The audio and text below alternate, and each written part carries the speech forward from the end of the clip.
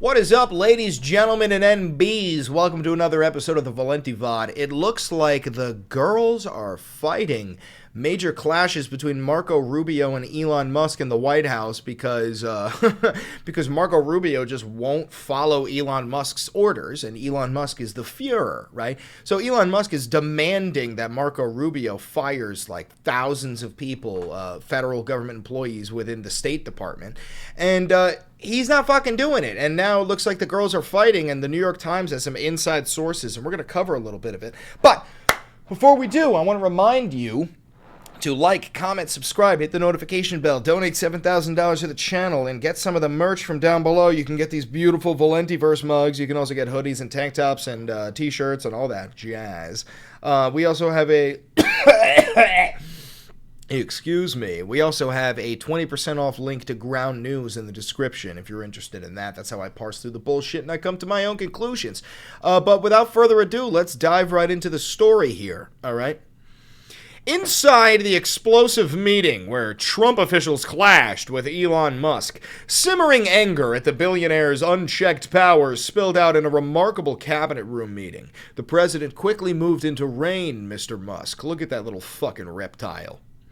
Marco Rubio was incensed. Here he was in the cabinet room of the White House, the Secretary of State, seated beside the president and listening to a litany of attacks from the richest man in the world. Seated diagonally opposite, across the elliptical mahogany table, Elon Musk was letting Mr. Rubio have it, accusing him of failing to slash his staff. "You have fired nobody," Mr. Musk told Mr. Rubio, then scornfully added that perhaps the only person he had fired was a staff member from Mr. Musk's Department of Government Efficiency. Mr. Rubio had been privately furious with Mr. Musk for weeks, ever since his team effectively shuttered an entire agency that was supposedly under Mr. Rubio's control, the United States Agency for International Development, USAID. But in the extraordinary cabinet meeting on Thursday in front of President Trump and around 20 others, details of which have not been reported before, Mr. Rubio got his grievances off his chest. "Mr. Musk was not being truthful," Mr. Rubio said. "What about the more than 1,500 State Department officials who took early retirement and buyouts? Didn't they count as layoffs?" he asked sarcastically, whether Mr. Musk wanted him to rehire all those people just so he can make a show of firing them again. Then he laid out his detailed plans for reorganizing the State Department. Mr. Musk was unimpressed. He told Mr. Rubio he was good on TV, with the clear subtext being that he was not good for much else. Throughout all of this, the president sat back in his chair, arms folded as if he were watching a tennis match. After the argument dragged on for an uncomfortable time, Mr. Trump finally intervened to defend Mr. Rubio, that's surprising, as doing a great job. "Mr. Rubio has a lot to deal with," the president said. "He is very busy, and he's always traveling and on TV, and he has an agency to run, so everyone just needs to work together. Girls, ladies, stop the fighting, start the kissing." The meeting was a potential turning point after the frenetic first weeks of Mr. Trump's second term. It yielded the first significant indication that Mr. Trump was willing to put some limits on Mr. Musk, whose efforts have become the subject of several lawsuits and prompted concerns from Republican lawmakers, some of whom have complained directly to the president. So what we're seeing here, guys, is Marco Rubio, who is a career politician, who has been, dragged through the mud by fucking Trump and MAGA and the rest of the conservative party. Marco Rubio, who is a spineless little fucking rat, he is trying to hold on to the last shred of dignity that he still has, and he's losing it. He's losing it because the richest man in the world, a man who doesn't wear a suit to the White House, a man who wears a fucking baseball cap that says dark MAGA and a fucking shirt that says White House tech support. That motherfucker has more power than our elected officials. Why? Because he's richer. He's wealthier. And if you're wealthier, you're smarter. If you're wealthier, you're better. If you're wealthier, you're hotter. Yeah. Now, I just wanted to give you guys a little bit of an example of how much Marco Rubio has like flip-flopped throughout history. But before we do, let's just look at some of the reaction from Trump regarding this meeting, this supposed clash that happened. Check this out. Mr. President, since you last spoke about it yesterday, some details have come out about your cabinet meeting with Elon Musk and some clashes potentially between Secretary Rubio and Secretary... No clash. I was there. You're just a troublemaker. And you're not supposed to be asking that question because we're talking about the World Cup. You're not supposed to be asking that question. You're not allowed to ask me then. We're talking about FIFA. We're talking about FIFA. If you don't want to know about FIFA, if you don't want to ask me about FIFA, then I don't want to hear you speak. I don't want to hear you speak. Elon gets along great with Marco, and they're both doing a fantastic job. There is no clash. Mr. President, bottom line... Who are you with? Who are you with? So I can punish them? No wonder. That's an NBC. Who has more authority, Elon Musk or the cabinet secretary? Any other questions about the World Cup? Any other questions? Only about FIFA. We just want to know about FIFA. So also, real quick, side tangent. If you don't know this, the United States is supposed to be hosting the FIFA World Cup. And the reason why Trump wants to do that is because your nation usually makes billions, if not tens of billions of dollars when you host the FIFA World Cup. Now, here's the thing, guys. The way... Oh, we've got high CPU usage. Are we lagging? Are we lagging? Are we lagging? We're good. The thing is, the only way that you make that money is if you allow millions and millions of people from all across the planet to flock into your nation and spend their money. Donald Trump is sort of all about closing the border. He's anti-immigrant. He doesn't want people here unless they're like able to buy a $5 million gold immigration card. It's antithetical to everything that he believes in. So I think it's a little bit ironic. But that's just one example of Trump's reaction. Let's watch another one, all right? Because we do have another one here. You ready for this? You're going to like this one. Thank you. Thank you. Thank you. Quick side note. This trophy is so fucking sick. That trophy is so fucking sick. On the cabinet meeting, you said Musk will play an advisory role. Doge will play... We're talking about FIFA. Thank you very much. Dude, he sounds like my buddy Eddie Chavez if he had a wife and she was complaining about dinner. Swear to God. Thank you very much. Wait. So it should be like, Eddie, what do you want to do for dinner tonight? What do you want to do about dinner tonight, Eddie?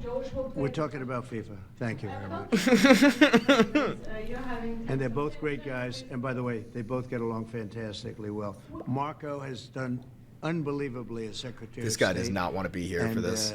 Elon is a very unique guy who's done a fantastic job. Elon is great. You should see his rockets. His rocket is so big.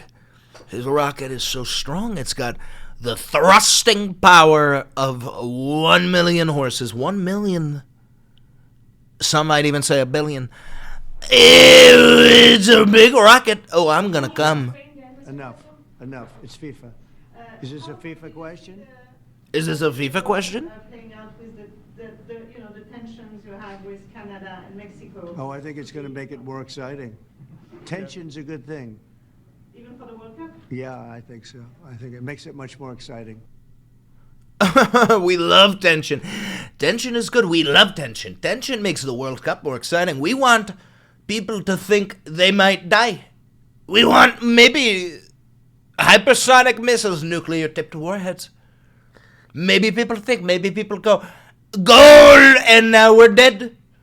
Goal, and now we're dead. But regardless, I told you earlier, I said I wanted to show you a little bit of how Marco Rubio has flopped throughout history. So I brought two things, okay? We have Marco Rubio in 2014, okay, when Obama was the president, talking about, the Russian invasion of Crimea. This is back when Marco Rubio had a little bit of a spine and a little bit more hair, okay? So let's whip this up on screen and let's watch it. When the Soviet Union fell in the early 1990s, Ukraine was left with the world's third largest stockpile of tactical nuclear weapons and strategic nuclear weapons on the planet. But they signed this agreement with the United States, the United Kingdom, and Russia that basically said, Almost said it, if you Marco. give up your nuclear weapons, we, these three countries that signed to this, will provide for your defense and assure you of your defense. And so Ukraine did that. They gave up these weapons. Well, now, this was signed in 1994, 20 years later, one of the three countries that signed that agreement hasn't just not provided for their defense, they actually invaded them. Russia. And I want to make a point on this for a second. Russia. Think about if you're one of these other countries around the world right now that feels threatened by your neighbors. And the United States and the rest of the world are going to you and saying, listen, don't develop nuclear weapons. Don't develop nuclear weapons, South Korea. Don't develop nuclear weapons, Japan. Don't develop nuclear weapons, Saudi Arabia. We will protect you. We will watch out for you.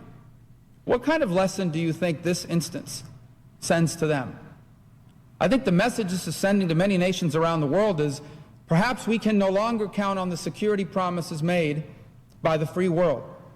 Perhaps we need to start looking out for ourselves. And that's why the Ukrainian situation is so much more important than simply what's happening in Europe. This has implications around the world. So again, this is back when Marco Rubio had a little bit of a spine and a little bit more hair. Now I want you to compare the difference between that and after Trump and Zelensky and J.D. Vance had that spackle in the fucking White House. Okay? When President Trump posts that President Zelensky is a dictator without elections, what are you thinking? I think President Trump is very upset at President Zelensky, and in some cases, and rightfully so. Look, number one, Joe Biden had frustrations with Zelensky. People shouldn't... Give that a second to load. I'm sorry. When President Trump posts that President Zelensky is a dictator without elections, what are you thinking? I think President Trump is very upset at President Zelensky, and in some cases, and rightfully so. Look, number one, Joe Biden had frustrations with Zelensky. People shouldn't forget it. There are newspaper articles out there about how he cursed. Always got to bring up Biden. Because Zelensky, instead of saying thank you for all your help, is immediately out there messaging. Just so you guys know, you can watch the very first thing that Volodymyr Zelensky said to Trump and J.D. Vance at that meeting was thank you. The very first fucking thing. He's also said thank you a million fucking times. And also, how fucking petulant, how fucking childish are you that you need this man to get on his goddamn knees and throat your fucking cock and cradle your balls? This guy's trying to defend his people from the goddamn Russian horde. Oh my God. What we're not doing or what he's not getting. I think the second thing is, frankly, I was personally very upset because we had a conversation with President Zelensky, the Vice President and I, the three of us. And we discussed this issue about the mineral rights. And we explained to them, look, we want to be in a joint venture with you, not because we're trying to steal from your country, but because we think that's actually a security guarantee. If we're your partner in an important economic endeavor, we get to get paid back some of the money the taxpayer. Did you hear what he just said? I want you to listen to what he just said. I'm going to clarify it for you. This is really important. We explained to them, look, we want to be... Ready? Conversation with President Zelensky, the Vice President and I, the three of us. And we discussed this issue about the mineral rights. And we explained to them, look, we want to be in a joint venture with you, not because we're trying to steal from your country, but because we think that's actually a security guarantee. So he's saying we want to be in a joint venture with you economically as a security guarantee. So instead of giving them a military security guarantee, the security guarantee is supposed to be American businesses being sent over to Ukraine, American manufacturers to start harvesting those rare earth minerals. And that if there are American investments there, Russia would not attack because they don't want to start a war with Americans, right? That is literally what he's saying, right? So what Trump is saying is I'm willing to gamble American lives, American businesses, corporations, he's not going to send troops, and let them stay in the hot zone where potentially Russia could reinvade. And if they do, then America will be dragged into a war with Russia. That's the deterrent. That's the security guarantee that he's talking about. Okay, let's keep watching. If we're your partner in an important economic endeavor, we get to get paid back some of the money the taxpayers have given, close to $200 billion. And also, I'm not opposed to us getting some of the money back. But like, this is what we did with Germany in both World War I and II. Now, the thing is, in World War I, the stipulations were so horrible, relatively similar to the stipulations in this new treaty, that it created a Second World War. But when it comes to paying a nation back, yes, you're going to have to pay us back. Maybe not with insane amounts of interest. Maybe it takes you a century, but that's how long it took to pay back World War I. And that's the cost of war. Nothing in this world is free, but it doesn't mean that we need to destroy the future generations of your entire nation by making a deal where it's you give us 50% of your rare earth minerals for eternity. That's what the deal is. It's until the end of time. That's not a deal. That's a sacrifice, right? And it also, now we have a vested interest in the security of Ukraine. And he said, sure, we want to do this deal. It makes all the sense in the world. The only thing is I need to run it through my legislative process. They have to approve it. I read 2 days later that Zelensky's out there saying, I rejected the deal. I told him, no way, that we're not doing that. Well, that's not what happened in that meeting. So you start to get upset by somebody. We're trying to help these guys. One of the points that the president made in his messaging is not that we don't care about Ukraine, but Ukraine is on another continent. You know, it doesn't directly impact the daily lives of Americans. It's not about the fact that we have an entire ocean between us. It's about the fact that Ukraine's positioning is close to NATO countries, right? And Russia, at least Vladimir Putin, he's an authoritarian dictator. And what he wants to do, and he's been very vocal about it, is not recreate the Soviet Union, but recreate the Russian Empire. And as he encroaches further and further into Europe, he's going to keep on moving. We saw this when he first invaded Crimea in 2014, and everybody appeased to him. And he said, all right, let him have Crimea. And then he reinvades again. This is how Putin moves and expands. And up next, he's going to go for like fucking Croatia or I don't even know, probably not Poland. But that's the thing. It's not about how far away they are. It's that if they encroach on Europe, they are encroaching on us through Article 5 of NATO. We care about it because it has implications for our allies and ultimately for the world.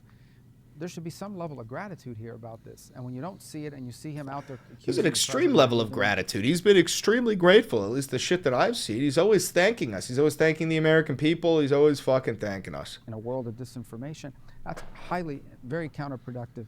And I don't need to explain to you or anybody else. President Trump's not the kind of person that's going to sit there and take that. He's very transparent. He's going to tell you exactly how he feels. And he sent a message that he's not going to get gamed here. He's willing to work on peace because he cares about Ukraine. And he hopes Zelensky will be a partner in that and not someone who's out there putting this sort of counter messaging to try to, hustle us in that regard. That's not going to be productive here. So, meanwhile, while all of this is happening, right, Russia launches a major Ukraine missile attack after the U.S. cuts off military aid. So we cut off military aid. We start fucking around with this peace deal. Russia launches 67 missiles, almost 200 drones in Ukraine. Air assault comes right as the U.S. cuts aid and intelligence sharing. So we're no longer sharing intelligence with them, right? Russian forces damaged Ukrainian energy and gas infrastructure overnight in their first major missile attack since the U.S. paused intelligence sharing with Ukraine, piling pressure on Kiev as President Donald Trump seeks a swift end to the war. Ukrainian President Volodymyr Zelensky, why is it spelt different here? Whatever. Seeking to shore up Western support for his country after Trump's diplomatic pivot toward Moscow, called for a truce covering air and sea, though not ground troops, an idea first mooted by France. The first steps to establishing real peace should be forcing the sole source of this war, Russia, to stop such attacks, Zelensky said on the Telegram messaging app, responding to the overnight missile attack. Ukraine's Air Force said Russia had fired a salvo of 67 missiles and 194 drones in the overnight attack, adding that it had shot down 34 of the missiles and 100 of the drones. That's a terrible fucking ratio. Regional officials from the northeast city of Kharkiv and the western city of Ternopil reported damage to energy and other infrastructure. 8 people were injured in Kharkiv and 2 more, including a child, were hurt in Poltava, officials said. Russia continues its energy terror, Energy Minister German Galushenko said. Again, energy and gas infrastructure in various regions of Ukraine has come under massive missile and drone fire. Russia targets Ukrainian cities and towns far from the front lines every night with drones, but Friday's attack was the first large-scale assault since the suspension of U.S. military aid and intelligence in this week. So, as Marco Rubio and Elon Musk are clashing about firing people from the State Department, as these peace deals are getting fucking muddied in the water, Vladimir Putin is sitting on his stomach, looking at Telegram on his phone, kicking his little Russian feet up, giggling and shitting, because nobody's coming to the defense of Ukraine anymore. And it looks like, and I've said this before, Vladimir Putin, being the dog that he is, he's learning a lesson. And it's that when he bites, nobody is hitting him, right? So he's just going to keep on biting. right? And this is exactly what Neville Chamberlain did to fucking Hitler in right before World War II. You know, he appeased to him. He said, hey, all he wants is Poland, all right? He doesn't want anything else. And then guess what? Hitler wanted everything the fuck else. And if you think that Putin is going to stop with getting, I don't even know, like Luhansk and Donetsk and a little bit of Ukrainian territory, you're a fucking idiot. You're a fucking idiot. He wants all of Ukraine. He wants the natural gas deposits. He wants the Ukrainian culture to be absorbed. He wants to recreate the Russian Empire. And if you don't believe me, he's fucking said it himself. Anyway, I know I'm lagging. I got very high CPU usage. But doesn't matter. We'll fix it for the next video. I'm sorry about the intense lag. Have a good one. Thank you for watching. Don't forget to like, comment, subscribe, hit the notification bell, donate $7,000 to the channel, buy some merch, use the Ground News link, do all that shit. I'll catch you on the next video. Bye-bye-bye.